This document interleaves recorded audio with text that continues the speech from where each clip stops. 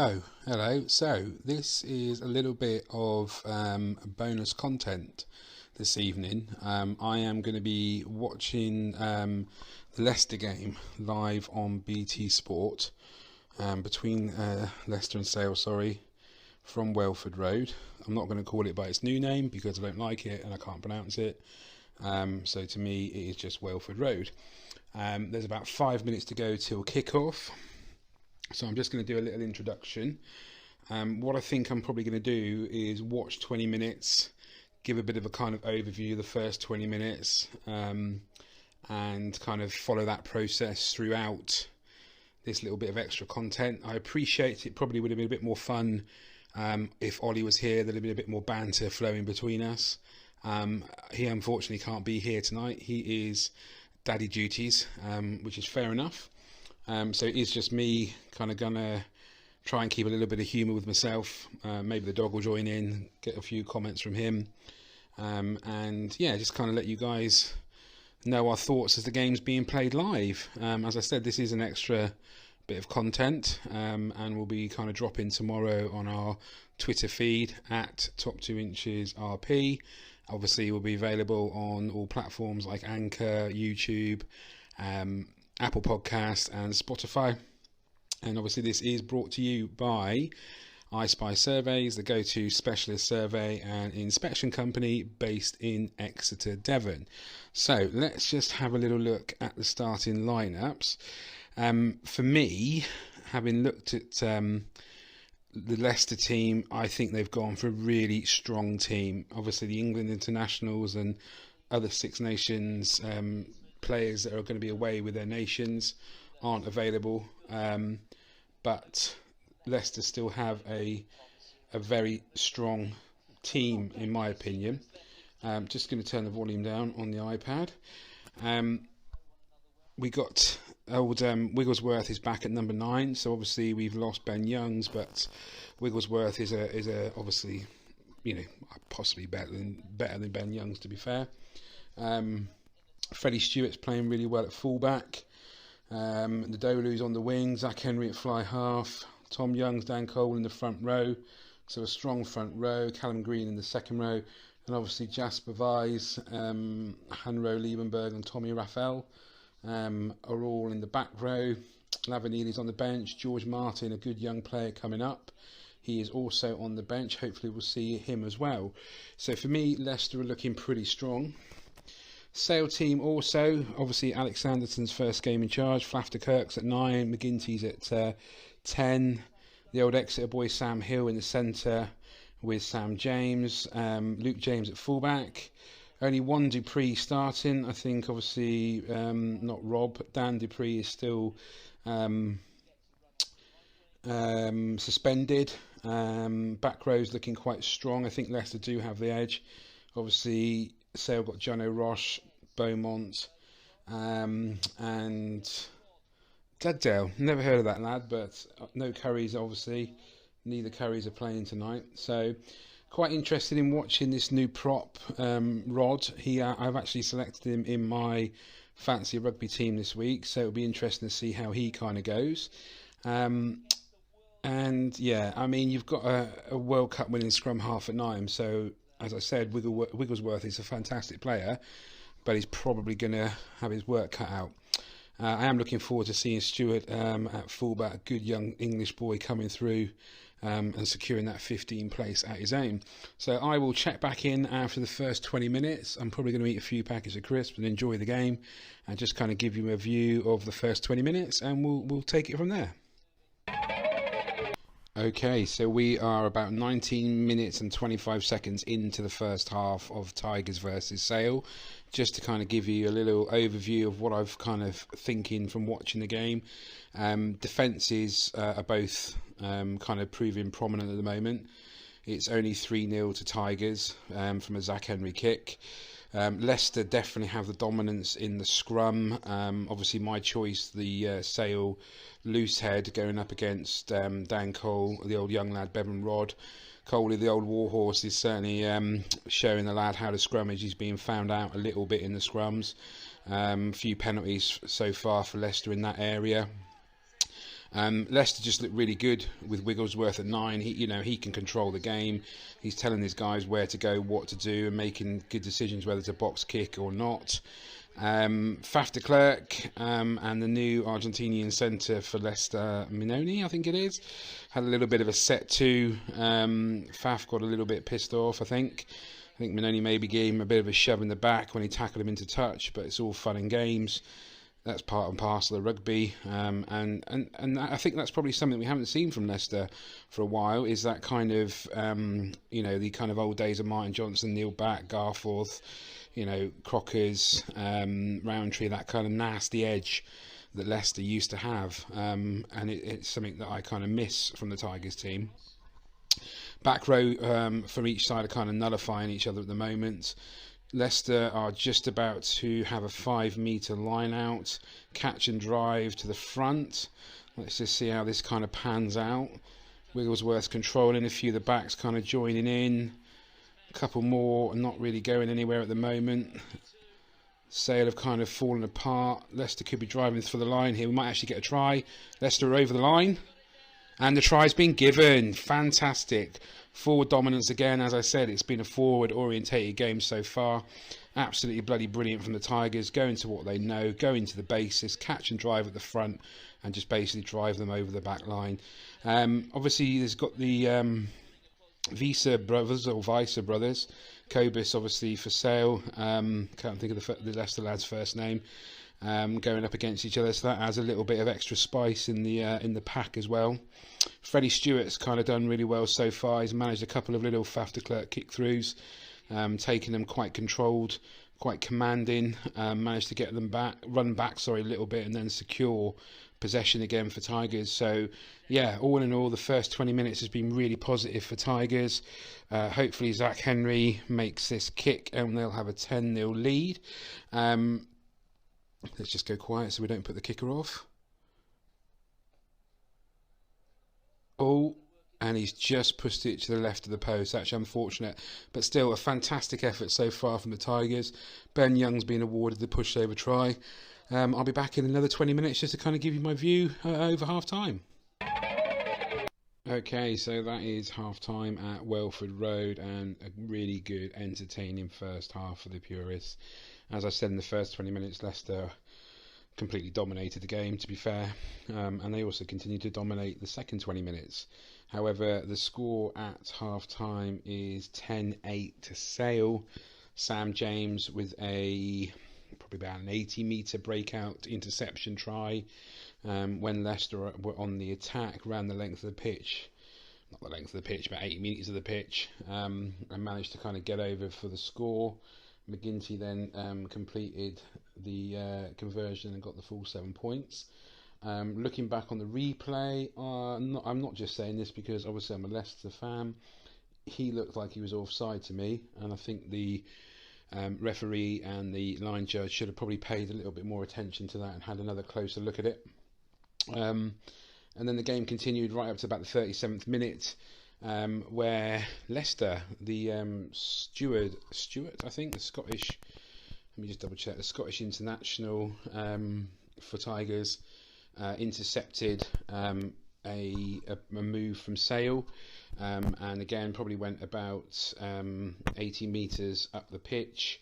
Unfortunately, it then got turned over with a bit of a hack through from, sorry, not Stuart, Scott, the Scottish international, bit of a hack through from Marlon Yard, and he was in a race with Freddie Stewart to the line. Some really good football skills, leading them both to get near and underneath the post.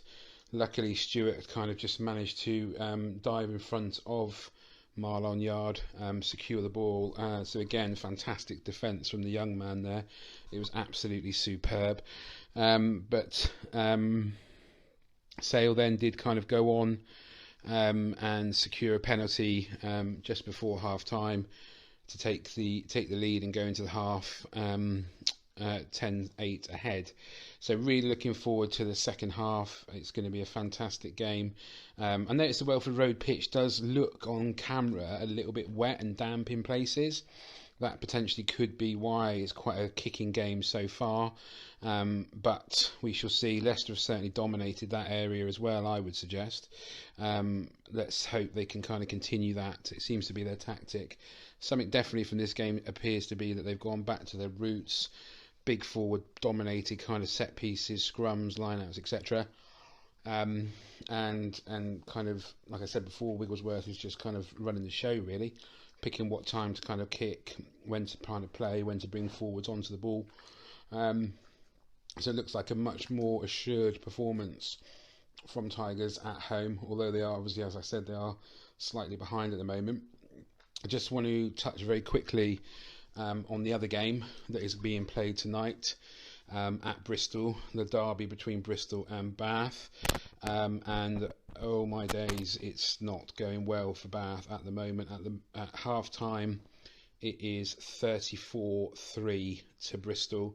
They've secured the bonus point. 5 tries scored. Morahan, Piatoa and Byrne has got 2. I did text Ollie. He has. I did sort of say. I texted him and said, "Oh, Bath are already 2 tries behind." He said, "Yes, I am perfectly aware of that. Thank you very much." Interesting. He has not replied to any more texts so far. So it is either he is on serious dad duties, or he has literally thrown the baby out of the pram, lost his cool, and has decided to stop watching. It's got to be painful for him to watch, so it'll be interesting to see his comments on next week's podcast. So yeah, third 20 coming up after half time. Let's see how Sale Leicester kind of pan out. Fingers crossed Tigers come back, secure the victory, because as I said, they have been the dominant team in the first half. Okay, so I've jumped in a little bit early. There's about 16 minutes gone of the second half, and blimey, the old adage of it's a game of 2 halves is really happened here at Welford Road. Sale have come out fighting in the second half. They're a completely different team. Everything seems to be going in their favour. Leicester second row Wells was sin-binned within the first 4 minutes of the second half, and Sale then kind of scored their try. Cobus Visa got the try for them. So they took in further into the lead, and Marlon Yard has just scored a lovely try. Fair play to him. He took it really well, finished it quite well with a bit of an ash splash. Really disappointing for Tigers at the moment. They've kind of lost their way a little bit. I was a bit confused. Borthwick kind of jumped on his subs quite early after the try went in for Sale. He decided to change his entire front row, which really did surprise me, because obviously we'd been quite dominant in the scrum, and yeah, that definitely took me by surprise. Looks like Nadolu's carrying a bit of an injury. We could be losing one of our props that has come on. He looks like he just put a bit of a high tackle on the Sale guy. Looks like his forearm's gone smashing into the Sale guy's face, so we could be looking at another yellow here, potentially a red. Mitigating circumstances, the player was ducking. That would be my opinion, so it could only be a yellow, but we'll wait and see. Ollie has decided to wake up and start bantering. I asked him if Bath were going to keep it under 60, and he wasn't too impressed. He simply called me a dick. But it looks like I'm going to be right. Currently, Bristol are winning 48-3 and have 7 tries. I mean, Bath have literally taken a kicking at Bristol. I guess potentially they could be down the bottom of the league come the end of this weekend's games. Just going to have a quick look at the tables just while this is a bit of a pause in the game. Bath at the state of play now, currently 9th. No, Gloucester can't catch him, so Bath could potentially be in 11th position come the end of this round, so that'd be interesting to see. But back to the Leicester game. Leicester have about 23 minutes to pull something out of the bag here. Like I said, it's been a disappointing second half, and we're just waiting on Ian Tempest's decision whether the high shot is going to result in a card. It's going to a red. Nope, I was right. It's a yellow card. I thought for a second there Tempest was going to give him a red, which would have been really bad for Tigers. So, another Tigers player in the sin bin for 10 minutes. This is going to make it even more difficult for them to come back now. Well, we'll see. I'll check in at the end of the game. Okay, so there is about 1.5 minutes left of this game. The scoreline is 25-15 to Sale. Leicester had come back into the game with a try from the Dolo, and are now within 10 points. Unfortunately, Sale are on Leicester's 5-metre line. Leicester do have a scrum from a knock-on. They're going to have to pull something magical out of the hat to potentially take away Alex Sanderson's first victory as Sale's director of rugby. Really disappointing for Leicester. They were extremely promising in the first half, as I said throughout my kind of observations. They dominated the first half really, and were completely hit off guard, I guess, in the second half by Sale's quick try following the Harry Wells yellow card. Sanderson must have put a rocket up Sale in the changing room, because they are a completely different side this second half. Positives to come out of the game for Leicester: they look more like the Leicester of old. They're a bit more niggly, a bit more attitude about them. Set piece was good overall, and Freddie Stewart at fullback, what a player. This guy has got serious potential. I think he's about 6'4", which is quite tall for a fullback, but still he has played a really good game. I think he probably only made one mistake, which was the Yards try, where he just eased off his stride pattern, which gave Yard the opportunity for an outside break and to score. But apart from that, as I said, he's been solid under the high ball coming forward. He's got into the attack well. He's got a bit of a boot on him as well. There was one point where he's struck a good clearance from the 22 and hit just over the halfway line. So I think he's an academy boy. Oh, hang on a second. Adolo is absolutely pumping down the line. Leicester could actually get a try just at the death here.